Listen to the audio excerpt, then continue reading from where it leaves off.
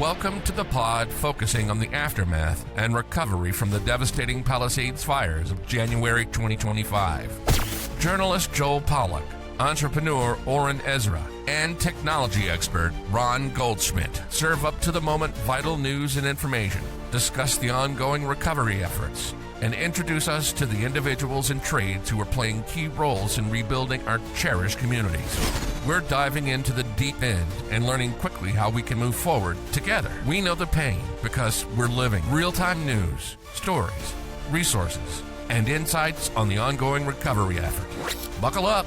We're three homeless guys.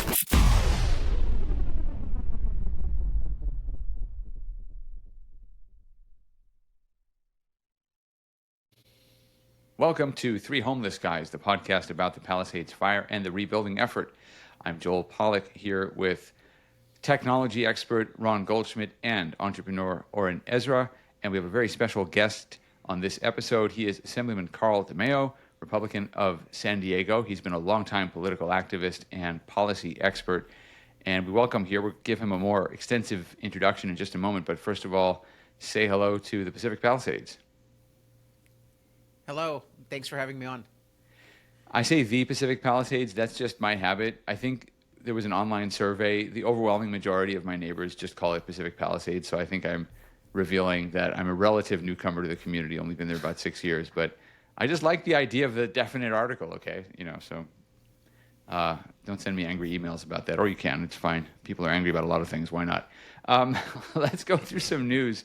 Oren and Ron, do you guys have anything? I got a couple of items, but let me start with you guys. For me, it's the regular hustle. Insurance, still don't know where we stand with the insurance. I got another list that I need to update. They want to know what kind of t-shirts I had and how many holes did I have in each underwear and on which side they were. So I'm working on trying to think, on providing them the most accurate list that I can. Again, like I mentioned last episode, they're evaluating they can rebuild my house for under $300 a square foot. So I'm really happy. It sounds amazing. Hopefully they can actually come and build it and not just a quote for this.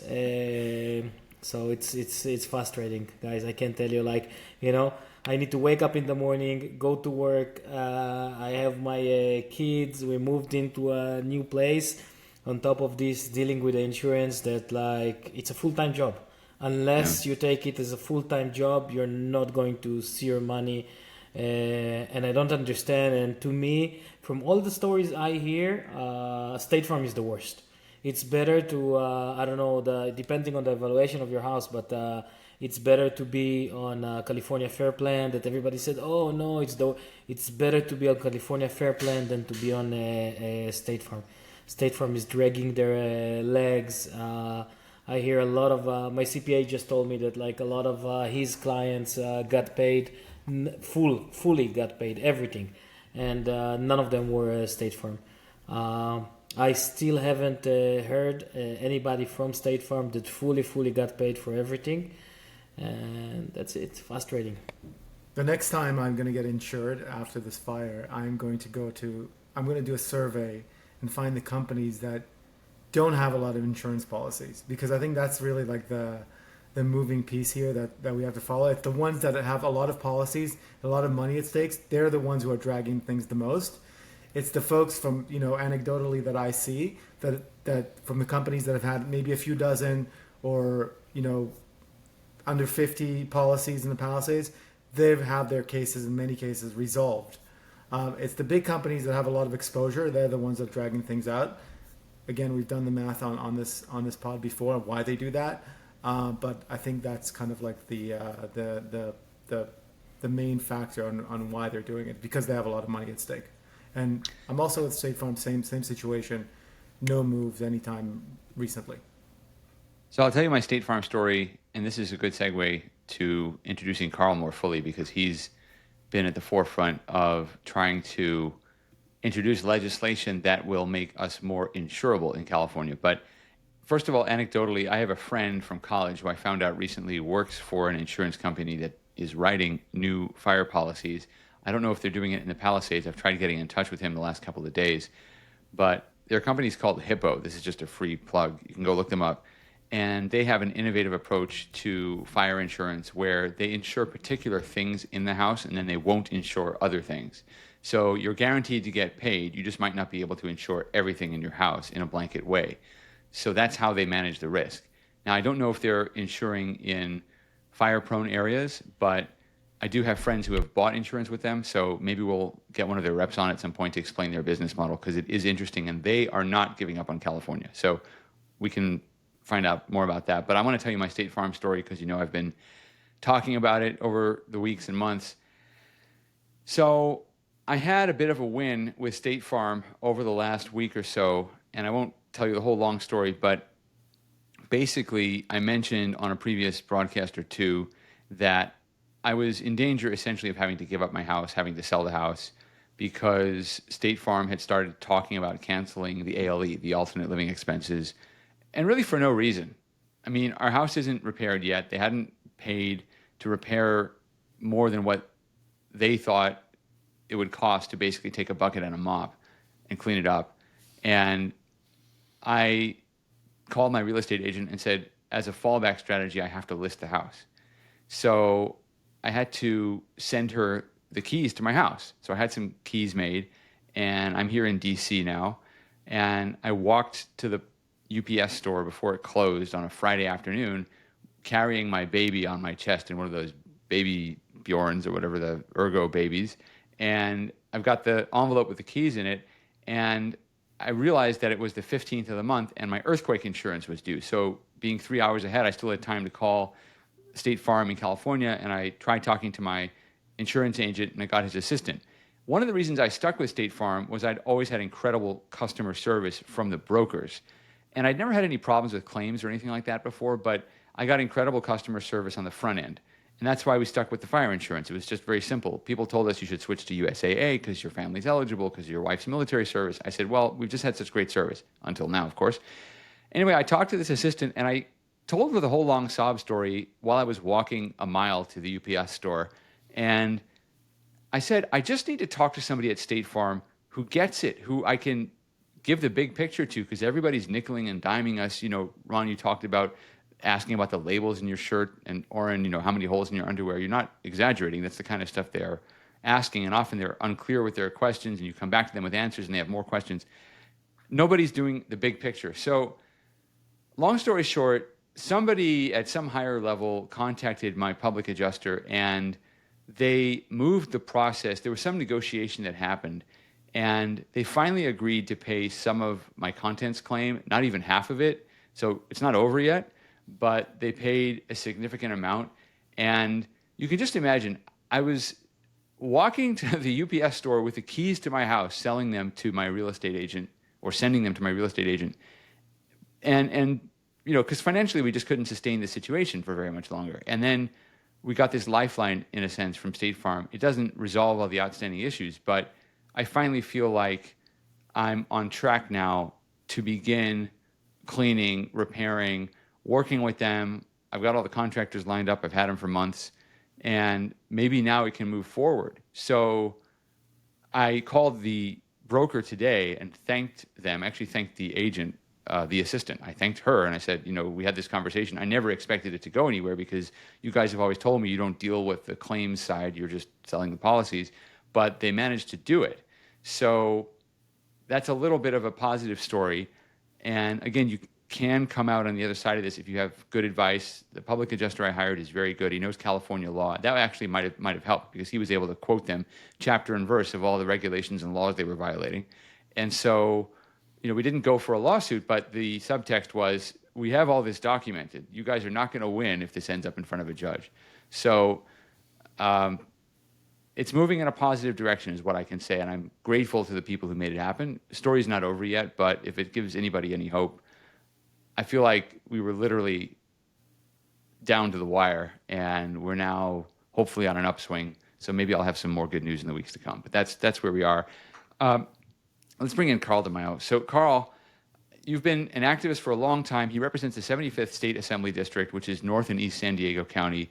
And he was on the San Diego City Council. He really changed politics within the Republican Party in California. And we don't really do a lot of talk about identity politics and that sort of thing, but he was one of the first openly gay members of the Republican Party in California. And he really changed people's minds, I think, within the Republican Party in California. Not that California conservatives were ever really closed-minded, but it did take courage, I think, to stand up and be who he is and was. And he has fought for taxpayers for many years. He spearheaded the effort to repeal the gas tax hike back in 2018. He would have won, except that the Attorney General, who I think was Javier Becerra at the time, wrote this deceptive description of the referendum. So people thought they were voting to lower the gas tax when actually they were voting to raise it or to affirm the raise. It's one of those devious things that unfortunately happens a lot in California, where if you control the text of the resolution, then you control how people vote. And that's what happened. It was really nasty, actually, because he had, I think, the public behind him. So he fought through all that, found a place in the state assembly, and he's really just been tearing it up on issue after issue, so much so that they kicked him off of the budget committee. Isn't that right, Carl? You were asking the wrong questions, so they wouldn't let you participate, which is how we defend. After just 2 meetings, we exposed that they were doing money laundering to left-wing groups with state taxpayer money, claiming it was for things like COVID and workplace education. It was all politics, and they didn't take too kindly to having their scam exposed on broadcast. Yeah, and let me just say this: it wasn't only Republicans who were kicked off. There was a Democrat who was also kicked off her committees for doing their job. I mean, so you vote for members of the Assembly and the Senate, and they go there, Republican and Democrat, and some people are good. They want to reform things, whatever party they're from, and they just got kicked off their committees. So now their voters are disenfranchised, and the people of California can't ask questions. The people in charge of the system just want to run it the way they run it. So I applaud you for your courage. You've kept fighting, and every time you say something about these issues, it's always interesting. And you've clearly thought out your positions very well. So let's start. I said I'd start with the gerrymandering thing. Let's do that first and then get to the insurance, I guess. Gavin Newsom announced last week there's going to be this special election in November 4th, to decide on this new gerrymandered district map. What is going on there? And then let's talk about how it affects the fire issue in California. Well, if you listen to the media and the politicians, this is all because of Texas. Or no, it's because you hate Donald Trump. Those are the two, hot pokers that the state politicians are trying to use as the window dressing, the dishonest vehicle that they're using to get what the politicians have always wanted, and that is they want the power back. We have to really start in 2010, and even before that. So there's this little thing called gerrymandering. And if you don't know what it is, it's where the politicians get to manipulate the lines of their own districts through redistricting. So they get to choose the voters rather than the voters choosing the politicians. And when people say, well, is it really a big deal? Yeah, redistricting, gerrymandering is really a bad thing. And it is a very undemocratic, unfair, unrepresentative scheme where politicians can literally silence a community. So, for example, here in this redistricting plan, they now have a district that takes two conservative communities that are basically one, Lakeside and Santee, which are, is my district right now. And they have the same school system, the same water district, the same healthcare district. They go to the same churches. Literally it's the same sort of community. And they split the two because what they want to do is dilute those communities' voices because they tend to be Republican. And so what you'll find is in gerrymandering, they will pack their preferred voters into a district and then kind of salt in these other communities to lower their ability, lessen their ability to actually win a district of their own. And that's why gerrymandered districts look bizarre. They look like snakes. There's a district in the map that the politicians want in Orange County and LA County. And you might say, well, I guess it's pretty contiguous. No. They take Huntington Beach, which tends to be very Republican, and then they zip up the 405 freeway, only the width of the freeway, to connect Long Beach. Now, Long Beach is not very close to Huntington Beach because there's now going to be another congressional district that zigzags in between those lines. And so gerrymandered districts are illegitimate. They're not really representative. They don't reflect communities. They don't reflect natural geography, but instead they reflect politicians manipulating census blocks and creating their own custom-tailored districts that they can win or that their political party can win. So it's bad. It really is destructive to democracy and any sort of voice or representation for these voters. So in 2010, voters said enough is enough. We don't want gerrymandering. We don't want backroom deals between politicians trading their votes. What we want to do is let take the politicians out of it, let the citizens draw the lines, let them take testimony, and the citizens would be selected based on a random selection process where you get tens of thousands of people submitting their application, and then randomly they're selected, and then the political parties can disqualify. The Redistricting Commission not only is comprised of citizens, but they must do all of their work in public. And so they cannot have private communications on districts or lines or take testimony or input from behind closed doors. It all must be recorded in public session. And they hold, this past Redistricting Commission for 2021 did 300 hearings statewide and took tens of thousands of public testimony from various groups, from various individuals, and they drew the lines real time. You got to watch the map moving of these districts so that you understood what were the commissioners thinking. And it's not a perfect map, but at least it's a transparent process, and people got to participate. The other thing I like about the Redistricting Commission, the Independent Citizens Redistricting Commission, is that it's strictly nonpartisan. And it's so much nonpartisan in its priority that in order to adopt a map, you have to get a majority vote of Democrat commissioners, a majority vote of Republican commissioners, and a majority vote of independent commissioners in order to adopt a map.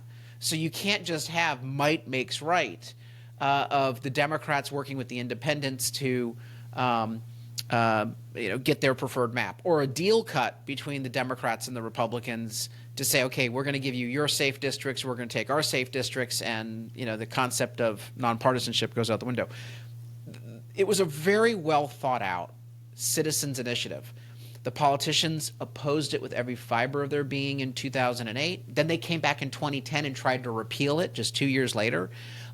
Hundreds of millions of dollars in dark money, special interest money. But the voters not once but twice said, no, we want the power. We want to draw the lines. We want this to reflect communities, not politicians. So the politicians since 2010 have been lying in wait, with emphasis on lying, for an excuse to get rid of the Independent Redistricting Commission. And in fact, Politico 3 days ago came out with a story over the weekend where they basically have evidence that this has been something that they've been plotting for years, prior to Texas, prior to Trump's reelection. And so the idea that, if you hate Trump, you should vote to gerrymander, or Texas is doing it, so we should do it too.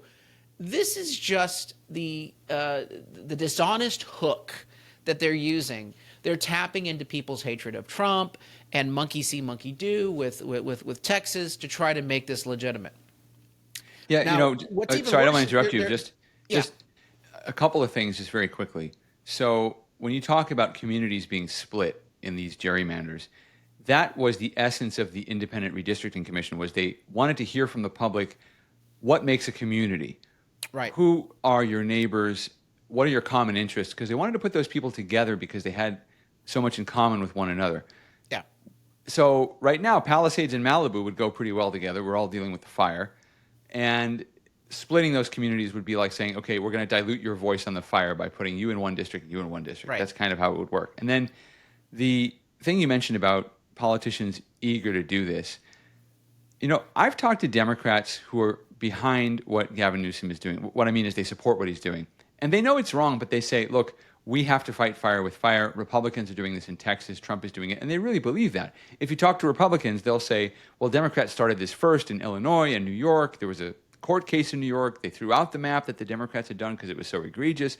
But this is Republicans finally fighting back. So everybody in a partisan way thinks, oh, we're just finally fighting back. Nobody remembers who started it.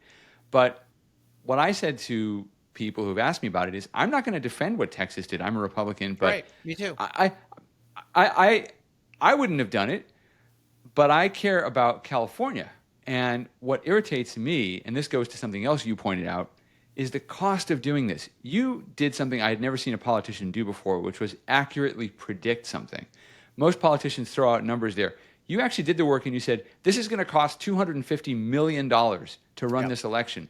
And then the state said, yeah, kind of north of 200 million. I was like, oh my gosh, somebody in political office actually told us the truth about what something cost. They predicted it. So you nailed that. $200 to $250 million, $250 million. No, it'll be 250. 250. And that doesn't Okay, include the money laundering to left-wing groups to go out and harvest ballots and try to influence the vote. Oh, and both sides, like Republicans and Democrats, they're all going to spend hundreds of millions on either side of this issue. So you're talking about maybe $500 million, maybe $1 billion wasted. Billion. No, it's going to be closer to $750 million when it's all said and done. Yeah. Yeah. So what it used to cost to run a presidential election back in the 90s, they're going to spend on this redistricting thing.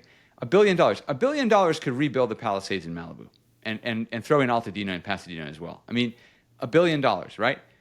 And they're wasting it to redraw some boundaries so that they can get more members of Congress. And it's all going to be wasted anyway because now the Republican states are going to retaliate. So net, Democrats are actually going to lose seats for going ahead with this. But that's what just blows my mind about it. And you're right. By the way, when they say it's temporary, do you really think the politicians are going to give back the power once they seize it from the citizens? No, and that's exactly what they did. We're going to have a temporary tax. It never is temporary. I've never seen the temporary tax. Wait, what's the temporary tax? About it, but it never actually happens. Wait, are they taxing us to do this now? Are they going to? No. What I'm saying is they're claiming that the redistricting power grab is temporary. Oh, no, for 6 years. For sure. But I liken it to when they talk about a temporary tax. I see. None of these taxes ever expire. They always find by hook or crook a way to make them permanent. And you mentioned Prop 6 and the gas tax repeal. They changed the ballot title on the citizens to make it seem as though a yes vote would affirm the gas tax increase when in fact a yes vote was for the repeal. And in this ballot title, I've already seen it because they've been polling the ballot title well in advance of the Attorney General actually getting the legislation and writing it. The title starts out with the words, Prop 50 retains the Independent Citizens Redistricting Commission. Well, no, it doesn't. It does not retain the Independent Citizens Redistricting Commission. It nullifies it and then adopts a map that the politicians put together. So why do they say it retains? This is important to understand because they know that the right thing to do, right? The popular thing is to keep it, right? They want to trick you, but in what way is it retaining the commission? It doesn't. So aren't they saying eventually we'll go back to it? Eventually we'll go back to it, right? So we're doing away with it for now. But in the long run, we're going to do it. And I heard also it gets worse. Wait, but I heard also they're going to say you have to do it on a national level. That's part of the thing. We're going to recommend that Congress do it nationally. Yes, got it. So it's what I call the crab sandwich. So they have a bun. So both sides of this title is a bun. The first part of the bun is retains the Independent Citizen Redistricting Commission. The third part of the title says states California's policy for national independent redistricting by citizens. So the bun is, oh, look how much we love independent citizen redistricting commissions. Well, the crap is located in the middle. And it says adopts temporary congressional map. Just those words sunk right in the middle of this initiative that is wrapped in this deceptive bun that everybody wants, which is independent citizen redistricting. And these liars and cheats know exactly what they're doing. And so not only are the paid ads going to be misleading, and I expect that, and as a supporter of the First Amendment, if you want to lie in your political ad, well, that's your First Amendment right to be a liar. Can't stop you from doing it. But at least the damn title on the government ballot measure, the actual official title that voters see, kindly make it accurate. But in California, we don't have that. And so when the people, these politicians like Newsom and Pelosi and Padilla and all these others say, we're defending democracy and we're for fair elections, you literally are trying to get ill-gotten gains, your corrupt scheme, by lying to voters. And it's not the first time you've lied to the voters on ballot measures. So this is very frustrating. It is corrupt to the core. And to your point about Texas, I early on came out and said, Texas is not doing it right.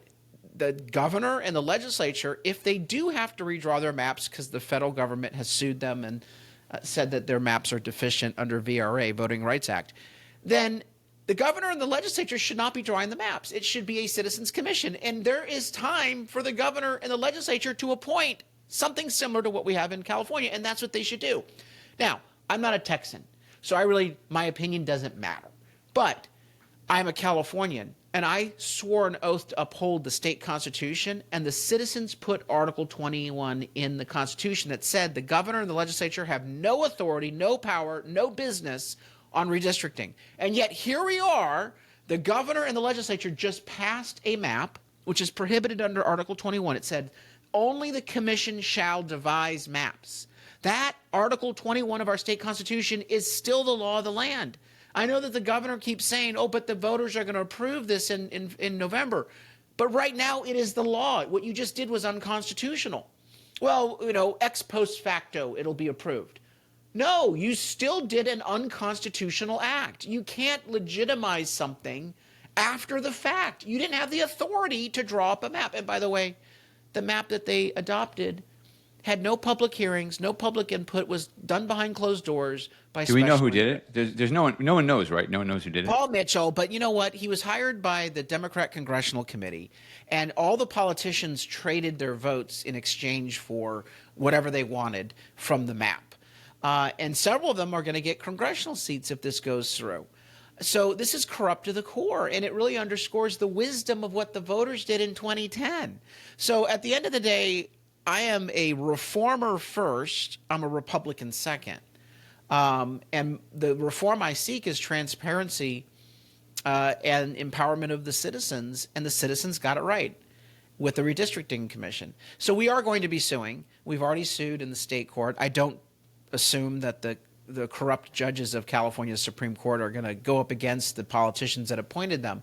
But at the end of the day, we will have to take this to the ballot box on November 4th and hopefully get a no vote by the voters. If we don't prevail, then we'll be in federal court. But the cleanest way to deal with this is to educate voters and get them to vote no. Let me just say one more thing about it before throwing it over to Ron and Oren for some comments as well. I agree with you. I am not okay with what Texas did. I understand why Democrats are angry, because they're looking at a nationwide picture they don't like. They're upset with some of the things the president is doing. They want to oppose him. I get that. But traditionally, what Democrats have done, and done very effectively, is they've gone to court and they've sued. Gavin Newsom allocated $50 million for legal action against the Trump administration. So the money's there if he wants to sue. There are other attorneys general who could sue in other states, but they're not doing that. They went ahead with this map. And to your point, the idea that they've been working on this for a long time, he told the public for weeks that he would only do this if Texas went ahead with their own district maps. And in the end, he didn't wait. He did it anyway before Texas had approved its maps. And he took that language out of the initiative, too. So there is no trigger. It just happens. It just happens. Okay. Yeah. So they wanted to do this. And again, the thing that bothers me, not just as a Californian, but as a Pacific Palisades resident, homeowner, et cetera, we need money for everything that was destroyed that needs to be redone.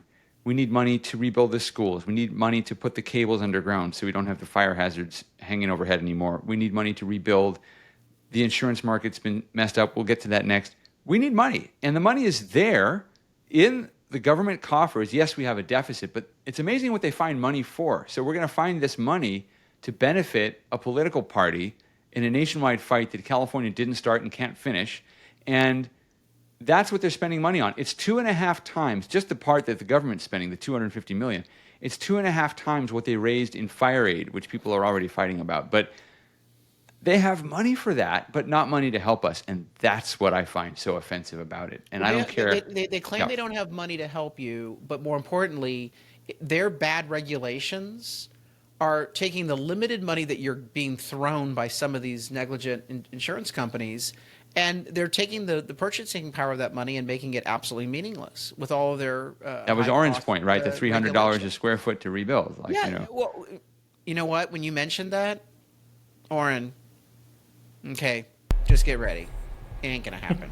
I'm just telling you. Under California's regulations, no. I'm sorry. Just No, I brace yourself. 100% know it's not going to happen for $300. You know what? If it happened for $700 or $800, I think we're all lucky. That's why we're spending a lot of our time in the last like 6-7 months. We're spending on finding ways to rebuild in a smarter way, which it's very hard. It's like. But you shouldn't have to do this. You're a victim. You are a fire victim. You shouldn't have to deal with this crap. This has been added. You've been re-victimized by your government. And yes, you're being re-victimized by the insurance company, which is supposed to be, the company that you hired to protect you. But no, you are being re-victimized by your government. When I was sworn in on the city council, I don't know if Joel knows this, my district had just been ravaged by fires. We lost over 2,300 homes in my district. And so when I took the oath, we were just 6 months into rebuilding. And so I had to work with those homeowners to try to get them through. And that was 2008, 9, 10. Most of our homes were finished by 11 and 12. But I will tell you, the complexities that we had in 2008 through 2009 and 10 and 12 pales in comparison to the insanity in the state building code and all the other regulations that are being applied to fire victims in Pacific Palisades. And so I said early on, and I'm sorry to be the bearer of bad news, most of these fire victims will not be able to rebuild. Full stop. 100%. 100%. Will not 100%. be able to rebuild. And people said, well, why do you say that? I said, because the cost of living, the cost of operating in California, the regulations make it prohibitively expensive. And at the end of the day, there is a cult in politics that has hijacked government, and they do not like single-family homes. And they also don't like market-based housing. Mm-hmm. Their view of housing is dense, government subsidized, which means government restricted, deed restricted. And all of this stuff is starting to rear its ugly head. And what they want to do is let time drag on so that people forget and people move on. And they forget about the fire victims in Pacific Palisades. I can tell you right now, the fire victims aren't going to forget because they're the ones stuck behind. But no, they're going to sell. They're which waiting. what a And lot they of them will are sell. doing. At sub-market rate, Yes. to people who are taking advantage of government putting their thumb on the scale. And nobody in the media really wants to. There are some exceptions. I will give them credit. But the sort of laser-like focus that we had in the first few weeks has completely dissipated. And that's why I said back in January and early February, if we don't get this fixed now, it will never get fixed because people will move on with their lives, the focus will dissipate, and these folks will be re-victimized. And that's exactly, I fear, what's happening and playing out. Yeah, it's like everybody trying to take everything from us. Somebody was in charge of the neglect of making sure the fire will happen. And I'm saying making sure the fire will happen because, there is too many things over here that just happened. I'm sorry, I don't believe in it. After that, now we need the money from the insurance. Nobody is doing anything. Nobody in the commissioner is going to Hawaii instead of helping us. And now the cost of think about just the cost of keeping the mortgage, the cost of then rebuilding, how much money you're not getting from the insurance. How can unless you have a lot of money, you're not going to be able to stay over there. And I believe that, like you said, they don't want single-family homes. They rather have like 64 units. And again, I'll keep on giving this example. Who is the person that a week after the fire was hired to come and rebuild the Palisade? The person that built Playa Vista. How does Playa Vista look like? Like exactly how they want the Palisade to look like. So, who's really happy about the fires? Government. Not only because of their policies, but we have an absolutely absurd FEMA disaster reimbursement formula that basically tells local government, the county of Los Angeles, the city of Los Angeles, hey, give us all your costs. The state of California, give us all your costs, and we reimburse 100%. All the bloated pensions, and they will literally light this damn thing up like a Christmas tree. And so they will then cover the salary and expenses of all of these folks. But here's the question. With rare exception, you didn't hire new people. These people were going to go in whether there was a fire or not, and they'd be sitting at desks, and they'd be processing paperwork, and they'd be doing various things. And their salaries would have been covered by local tax revenues or state tax revenues. But no. Now it's FEMA reimbursement, and because the federal government prints money, and then it gets given over to state and local government. Then they go out and they raise $100 million with their Hollywood elites, and they say, oh, this money's going to go to fire aid. And then people say, well, where did the money go? And now, last night I learned, because there is a federal criminal investigation and civil investigation ongoing, I learned last night that $90 million is completely gone. And that the organizers of this offered a Republican-leaning group $10 million to disperse what was left. And to their credit, the group turned it down. But when I was asked about this from a government official, they said, what did you think about this? I said, well, it sounds like someone wants to see if they can kind of throw the scent off. They pocket $90 million, and they're just going to go ahead and give up $10 million to another group so that there are Republicans involved, and maybe the DOJ wouldn't want to pursue the case, and so they're basically buying their way out of a scandal for $10 million. That's just my speculation. Don't have any evidence, but I'm so grateful that the Assistant U.S. Attorney Bill Asaley has a task force looking into this. But every way you look at it, the people who are supposed to be coming and helping you are actually grinning ear to ear that this has happened. And let's not even get into the fact that many of their policies led to, in my opinion, the severity of the disaster, whether it's the lack of insurance for some of the properties because of the insurance market they screwed up, their inability to do vegetation management properly, which I do believe contributed to the spread. And then, of course, we can get into whether or not they were adequately prepared with water and other manpower in terms of firefighting. Ron, you wanted to jump in there? Yeah, I just wanted to double click on the insurance issue because that's probably the most pressing one for the people of the Palisades in Malibu. From your seat, Carl, what have you seen, if anything at all, over the last 8 months that makes you think that there's anybody putting any pressure on the insurers to pay the policies that are due, and B, that we're going to be insurable at all when this is all said and done, and when the rebuild happens, whenever that is? So the person you should be having as your advocate is the California Insurance Commissioner, who's elected by the people for a 4-year term statewide, Ricardo Lara, who can't find his ass with the search party and a map. This guy literally is a DEI hire. He is incompetent. And he has only exacerbated the insurance crisis. But he's supposed to be the guy that oversees insurance companies and holds them to account. And this person is also supposed to be the person you can complain to if you feel that you're not being treated properly. That's not happening. None of the insurance companies fear Ricardo Lara, okay? So it is the Wild West in terms of any oversight. I will say that the insurance companies are in a state that has completely mismanaged the insurance market.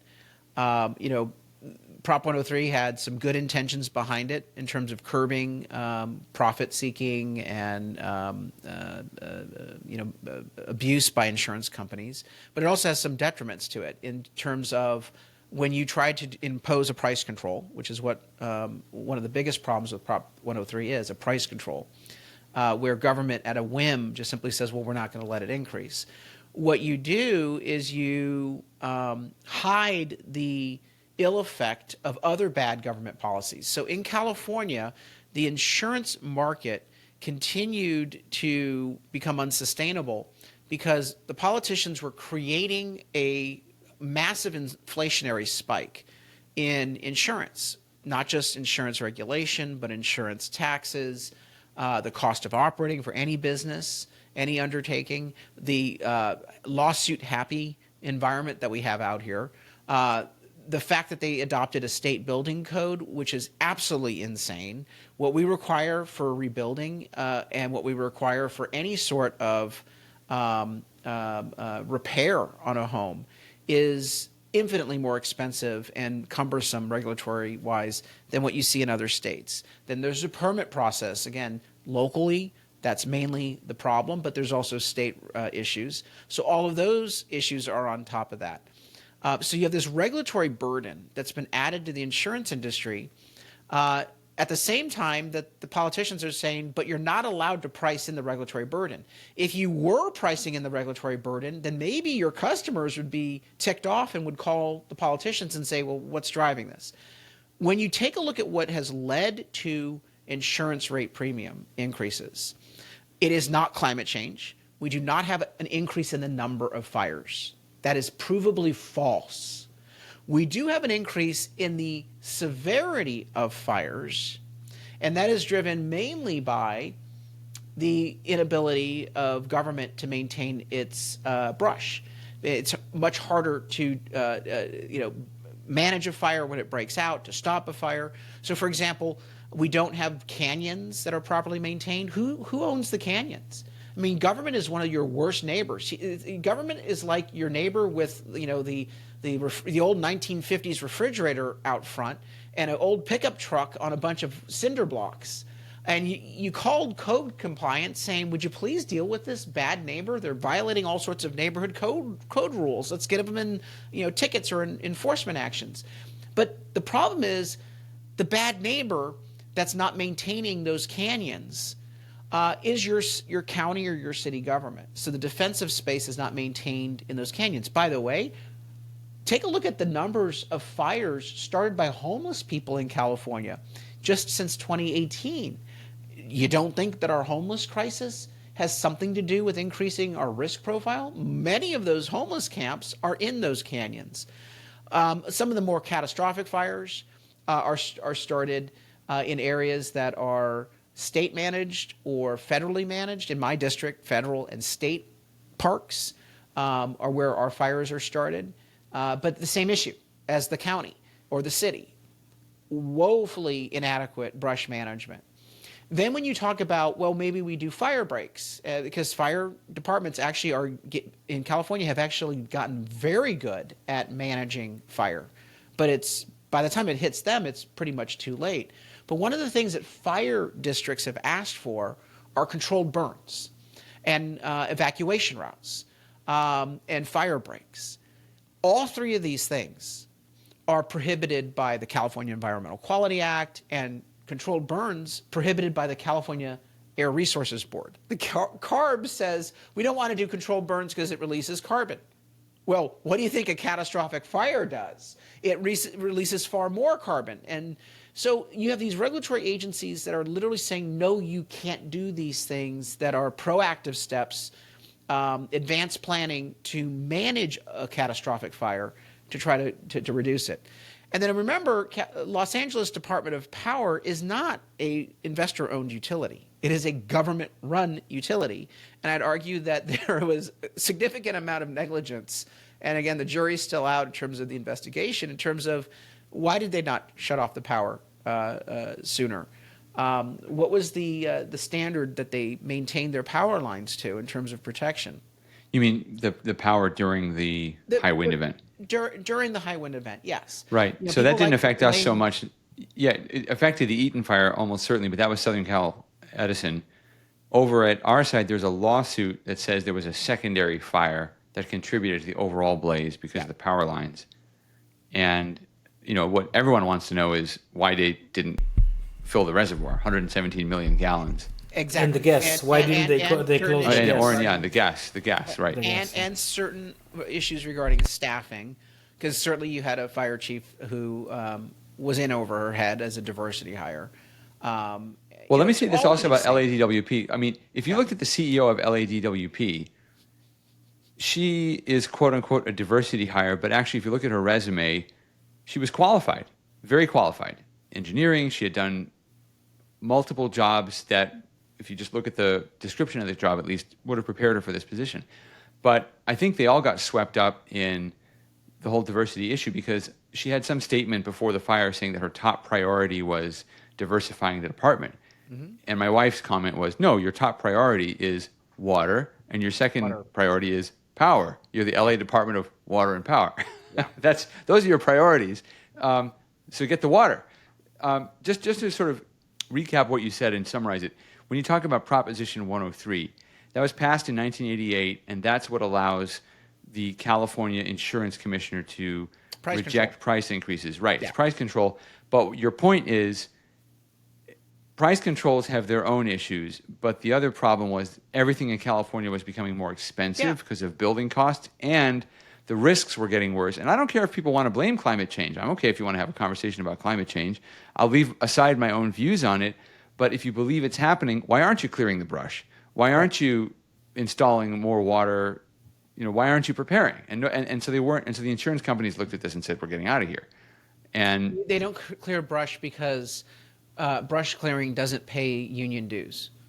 It's just not done. And the government employees that are assigned those roles typically are like, well, that's not really what I want to do. It's you know, sometimes the fire department goes out and does it. They every once in a while they take these goats out and they get the media called up and they say, oh, look how creative we are. We're having goats eat this. That's all just for media and show. There's no comprehensive risk management in terms of an assessment and a plan and a prioritization of dollars. There's no accountability. How many acres do we need to clear? What risk profile? How many are we doing each year? And so, you know, the estimates are we need about $1 billion every year for the next 5 to 7 years just to catch up. And then we have to maintain every year thereafter. You can actually, after that surge, reduce the maintenance costs. But we're talking about a massive amount of deferred expense just to get the wildland urban interface, the WUI, managed to appropriate risk levels. And you know, the wonderful thing about what's going on, it's not wonderful, but this is not a policy mystery. Many states are doing far better at wildland fire management than California, and they have a much better record. They're doing much better at rebuilding and insurance than California. The beautiful thing about having 50 states is you have 49 other laboratories. And so what I'd like to do is just be, I know this is audacious, I just want to be as blanked up as the average state. Give me the gentleman's C. Give me the average building code, the average wildland urban fire management program.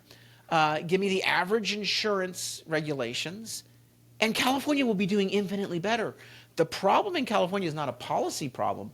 It is a political problem. It is a corruption problem. These people have no concern for the cost of their policies. They have no concern for the risk to human lives or property.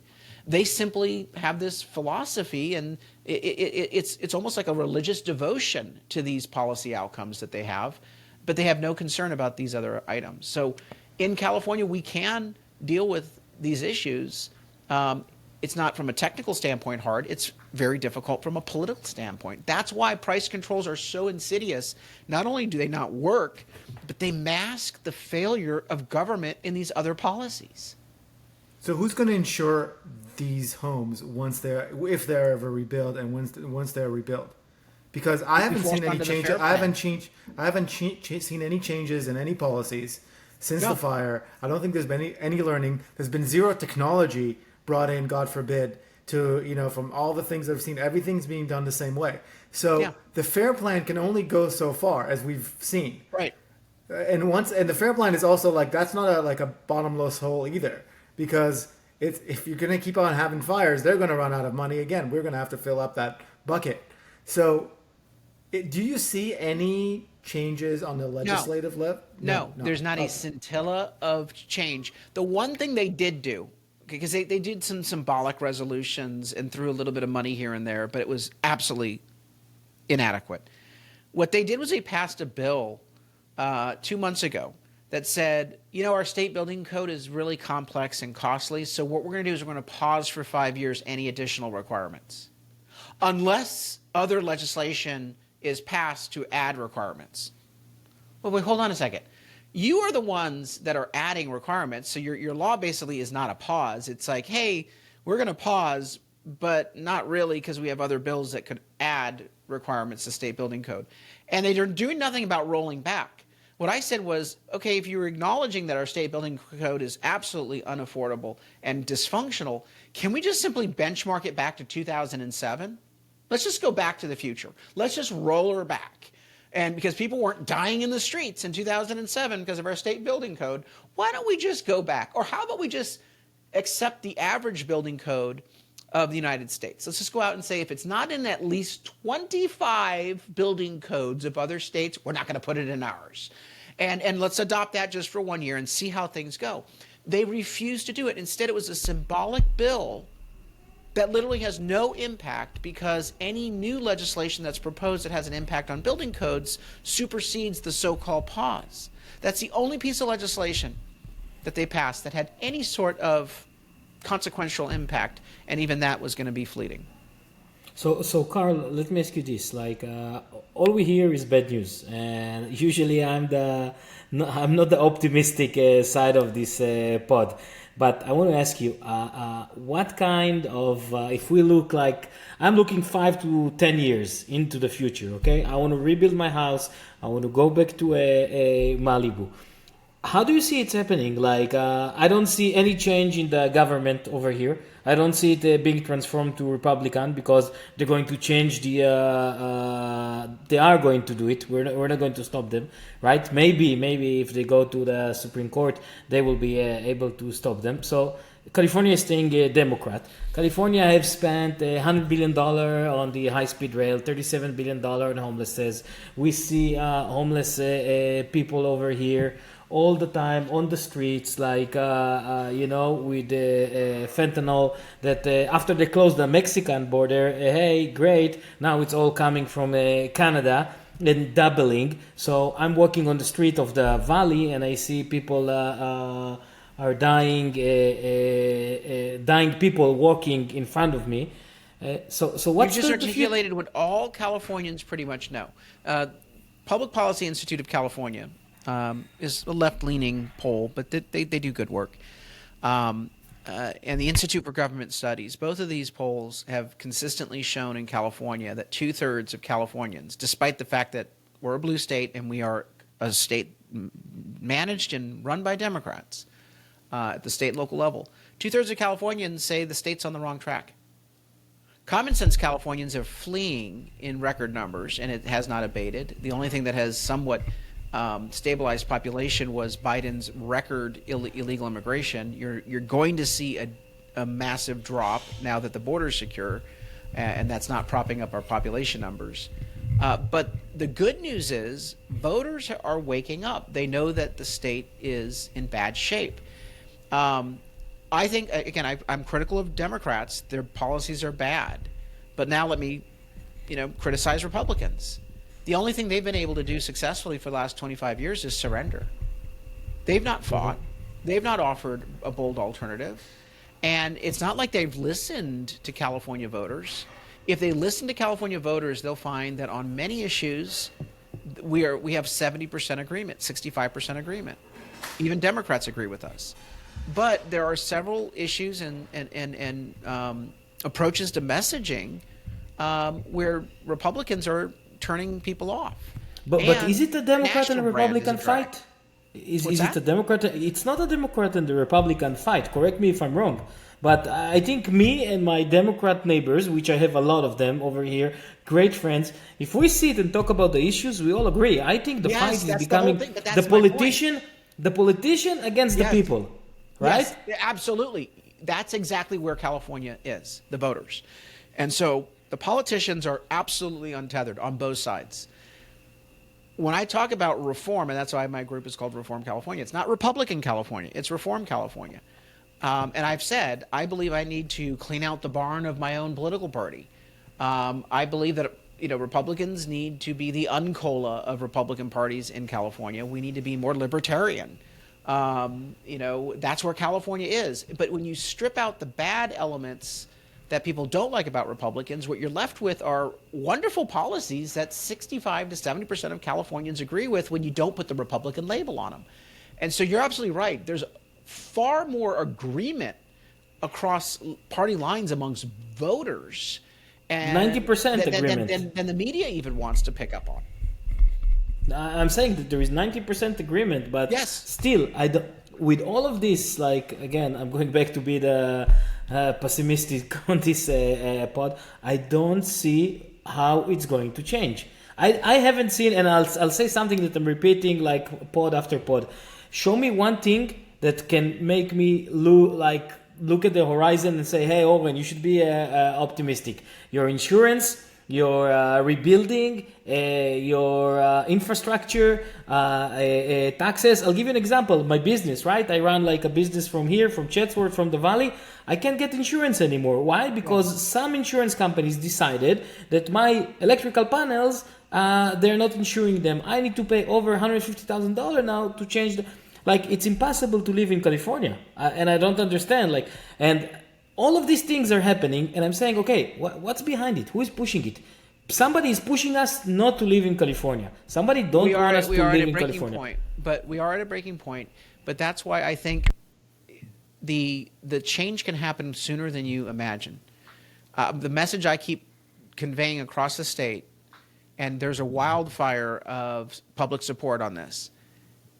Don't flee. Stay and fight. You don't have to give up the good things you love about California because you have a corrupt government.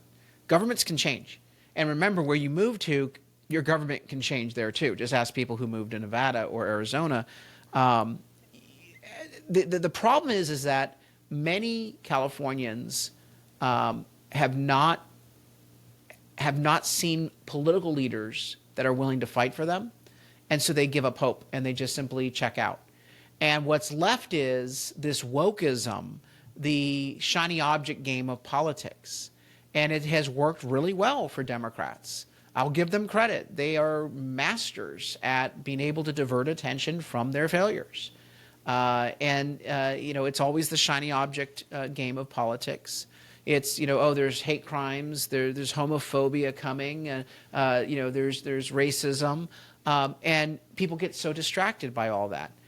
What we need to do is bring it back to, no. You always use that to divide us and distract us from the fact that gas is hitting $6 a gallon, that our electricity rates are double the national average, that our water rates in some communities are 4 times the national average, but we actually have plenty of water. I mean, every single issue, educating and exposing this, you will get consensus. And I think, again, I have to give a demerit to Republicans. They just gave up the fight. They gave up the fight. I don't understand why we can't afford to do the right things. So let's save $750 million and cancel this special election. Let's cancel the high-speed rail. I saw the report a few days ago. They say it's going to cost $1 billion a year going forward, in addition to all the billions they've already spent, but they need another $1 billion a year. No. Just to open. Far more than that. You know what they're doing with the $1 billion? They're securitizing it to get $20 billion. So really, in your mind, put $20 billion a year, because what they need is $1 billion compounded each year to then securitize for a 20-year note a $20 billion expenditure. The high-speed rail is $136 billion, the latest estimate, and even that's right. So. But even if what they're saying is true, right, $1 billion a year, that's the $1 billion a year you're talking about to get the state safe so that these wildfires don't burn out of control. Correct. Wouldn't it be a better investment to spend $1 billion a year on brush clearance to clear the backlog yes, absolutely. than to build? Yes. I love Bakersfield and Merced. Merced's amazing, especially gateway to Yosemite, right? I've never had to get there in a hurry, especially not from Bakersfield. Why do I need a high-speed rail from, so who's going to ride this thing? I mean, but you can go through almost every expenditure in state government. It's colossal waste. And so, what people don't know about insurance, and when I tell this stat, people are shocked, and then it all makes sense. Your politicians profit when your insurance rates go up, because one of the fastest growing revenue streams in the state budget is the California insurance excise tax. It is 2.35% of every single insurance policy. Think of it as almost like a real estate agent.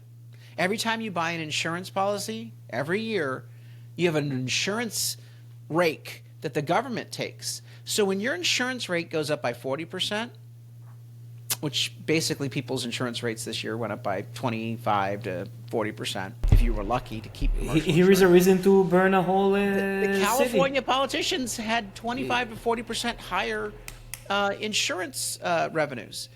And so we're talking about insurance revenues that are now $4 billion of the state budget, which is the fastest growing revenue stream of the state budget is the insurance revenue stream. That's amazing. Let me ask you, I haven't asked you about your bill yet. You have a bill to reform the insurance industry, and yes, they killed it. They killed it. Okay, well, they're going to kill good ideas, but it is a good idea. It's an innovative idea. Your idea is basically put the state on the hook for some of the costs. Yes. In other words, yes, they are going to be liable unless they clear the brush, unless That's right. they provide It's called the water. change management. Consequence management is if you're not paying a price for your failure, then you will never fix your failure.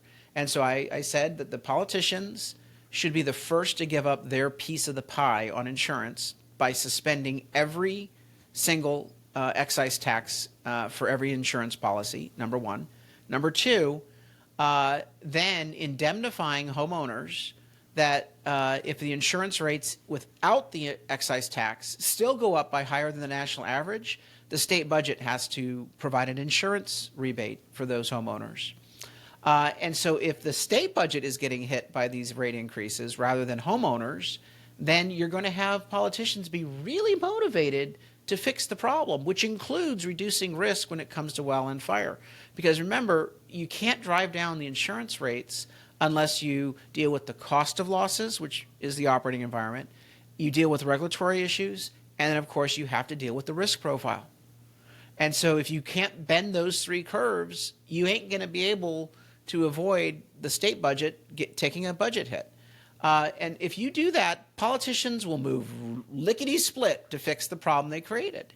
And we've done this model on gas prices, electricity prices, water prices. We just basically went right across the board and said, hey, this methodology can be applied to almost any cost spike for working families. Let's take insurance, electricity, and gas and apply it first. Oh, and they killed all three of the bills. But I got a recorded vote, so at least I can weaponize it against them in the election.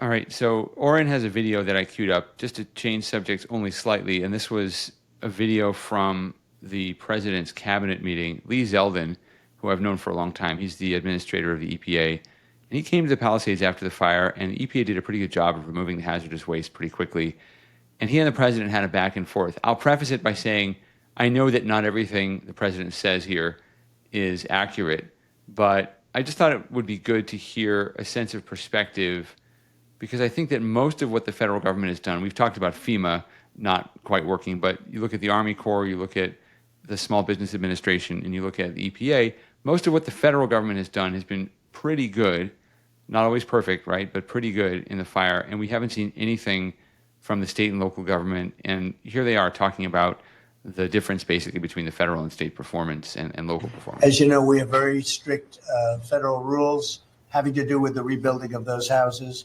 And Lee was able to get the approvals done for everybody immediately. It was so fast, nobody could believe it.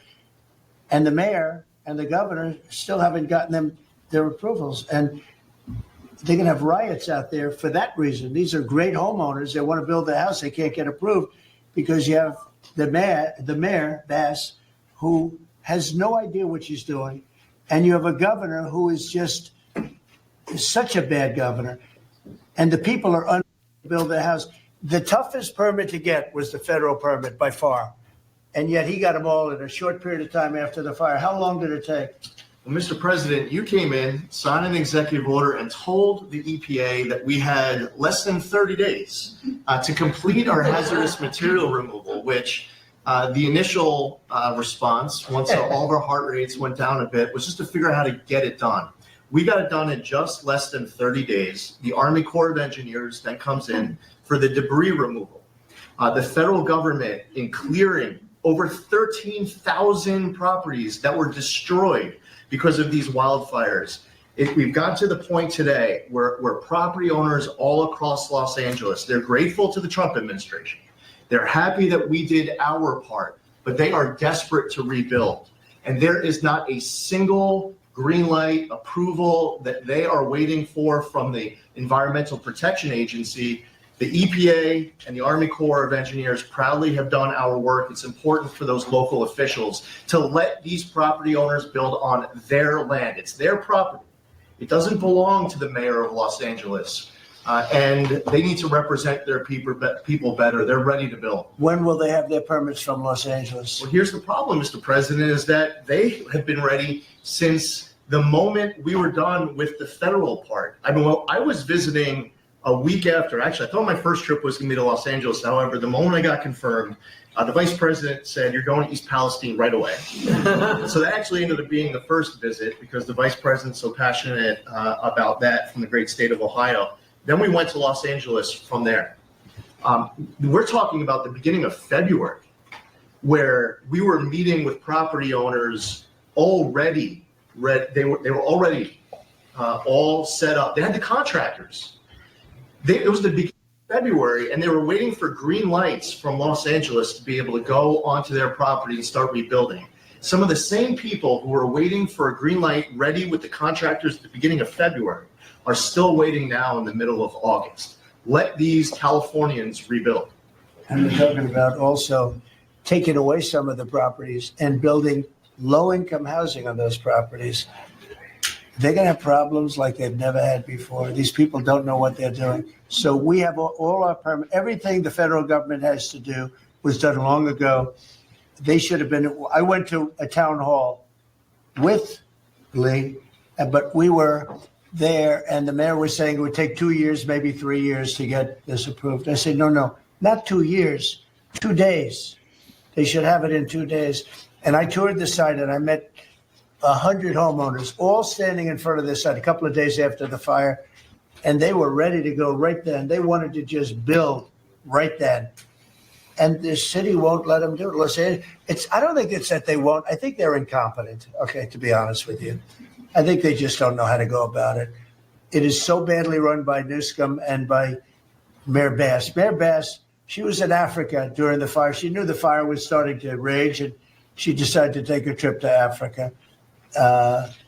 These people they're just bad. You know, you talk about make America great again. They can never make America great again, but we are doing that.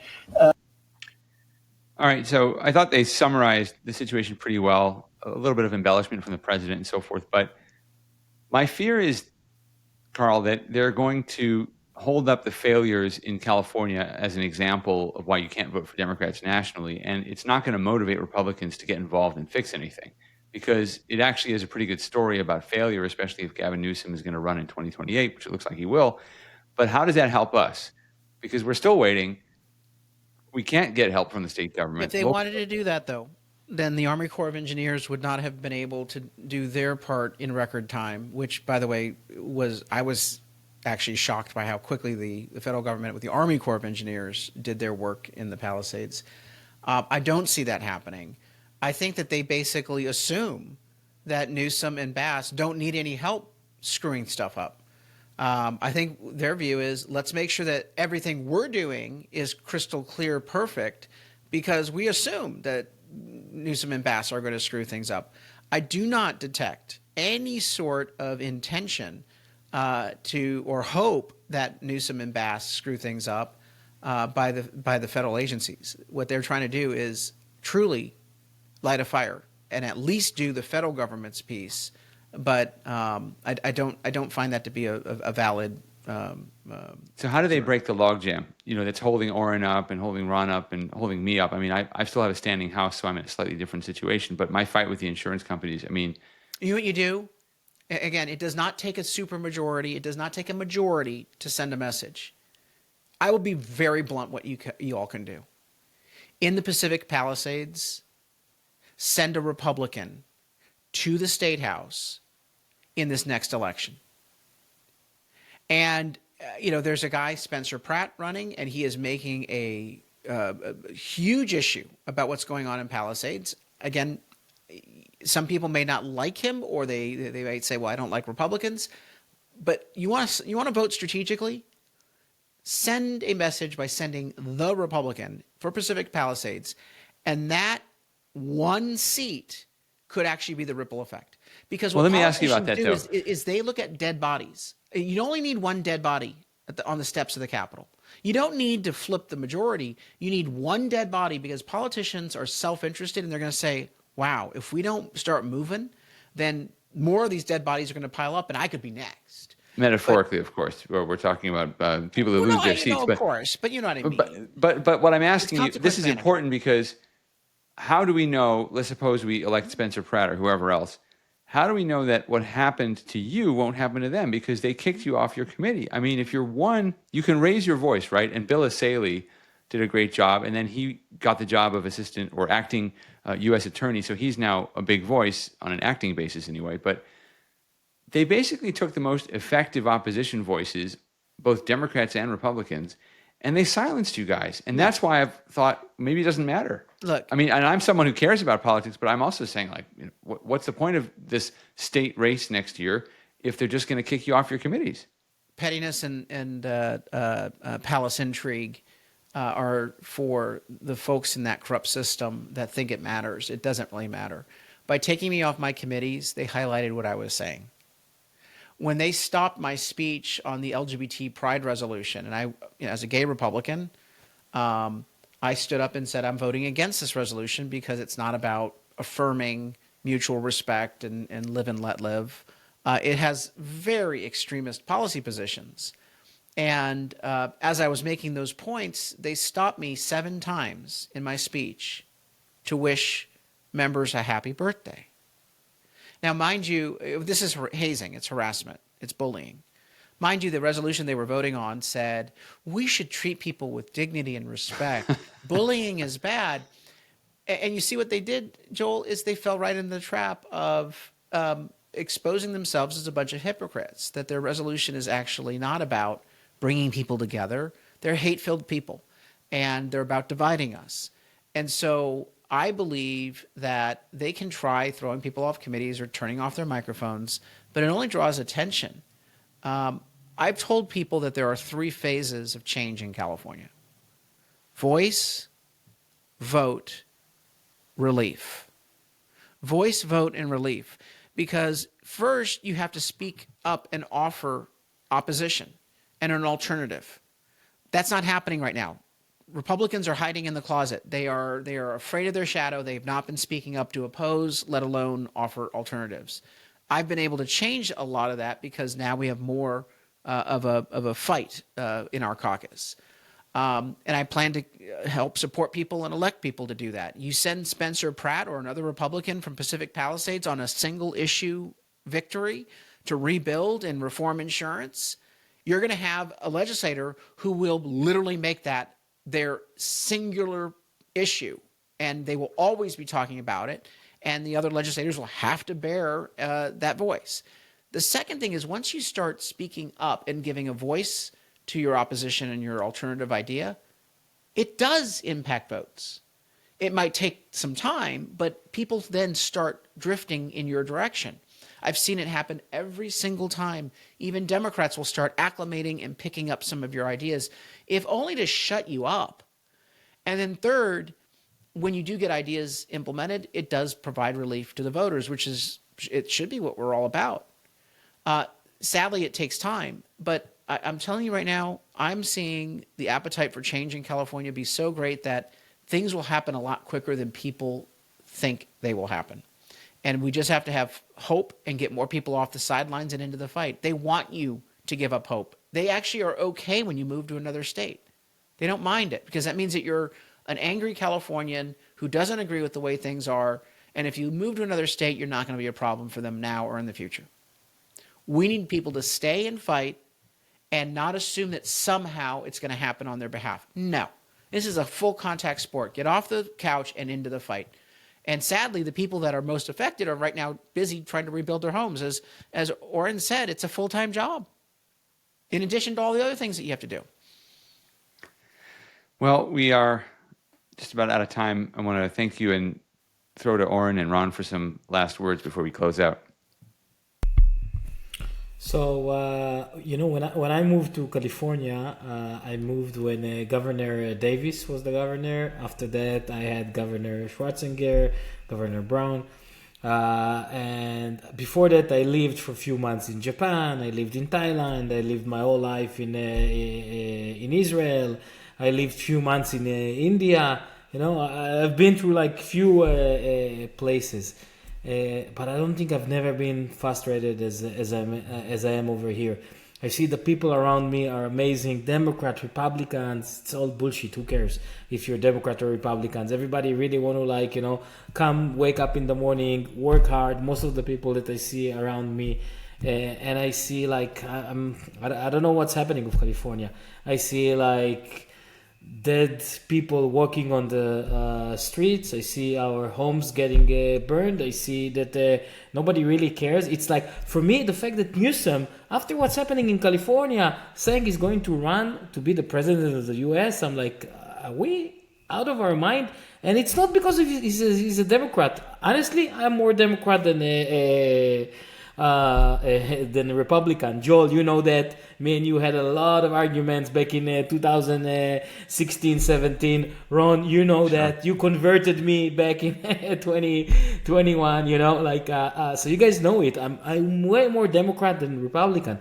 But I'm saying, come on, common sense. It's not about Republican and Democrat. It's I honestly feel, Carl, that the fight is between the people and the government, and I don't know what we can do. And like you said, I'm willing to get out of my couch. I never thought that I'll be on a podcast talking about these things. I'm willing to go and demonstrate. I'm willing to go and do whatever we need to do, but we need to change it for our kids and for California. California is the most amazing place in the world, and we want to keep it like this.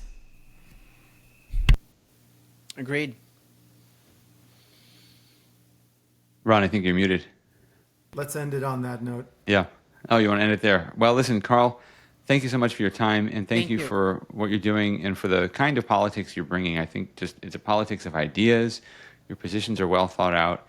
And let us know, first of all, before we close, where people can go to follow you and to keep up with what you're doing. Yeah, I do a podcast every day, 5 o'clock. It's called Reform California with Carl DeMaio on YouTube, and we put it out on the other digital platforms. So follow that, subscribe to that, and share it, please, because we cover topics that most of the media just doesn't want to cover, and it's every day at 5 o'clock. And then people can go to reformcalifornia.org. Sign up at the bottom of the website. And we sent out a Friday wrap so people know what's going on. And we also do events throughout the state, and would love to see people at one of our events. We want people off the couch into the fight. The only way they can do that is if they're tethered into the growing movement at reformcalifornia.org. All right, and with that, I want to ask you to subscribe also to Three Homeless Guys. You can find us at threehomelessguys.com, and please subscribe on YouTube as well. Our email address for ideas, feedback, etc. is pod@threehomelessguys.com. And until next time, for Oren, Ron, and myself, Joel Pollak, stay strong. Thanks for listening to Three Homeless Guys. If this episode hit home, please subscribe to our channel. Check out threehomelessguys.com for RSS feeds to your favorite streaming service. Follow us on social and share this with a friend who needs to hear it. Drop us a review or shoot us a message at pod@threehomelessguys.com. We'd love to hear from you. Stay strong, and we'll catch you next time.